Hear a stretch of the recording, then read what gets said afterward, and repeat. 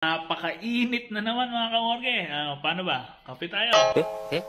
Napakainit na naman ang panahon ngayon. Uso na naman talaga ang heat stroke. Kaya naalala ko na naman yung isang naging karanasan ko na bigla ang pumanaw dahil sa init ng panahon o dahil sa na-heat stroke. Ang nangyari pa nga nun, maglilibing kami. Eto na, tapos na yung libing, nasa sementeryo na. Yung isa sa nakipaglibing, dahil sa sobrang init nga ng panahon, sa totoo lang ganitong panahon yun, summer yun bigla siyang bumagsak nung nasa sementeryo na. Dinala siya ng hospital, pero ang nangyari sa kanya ay dead on arrival. Kaya nung panahon na yon, katatapos lang na ilibing, nung kamag-anak niyang inilibing, siya naman ngayon ang ibinurol sa kanila. Kaya kayo, kung lalabas kayo sa panahon ngayon, sa init ng panahon, huwag niyong hayaan na kailangan talagang gumamit ng proteksyon. Magpayong kayo o ng ano po bang gamit para lang maiwasan yung init ng panahon. At lagi ring uminom ng tubig, hindi kape At alam nyo na yan kung ano yung mga proteksyon para maiwasan natin yung heat stroke.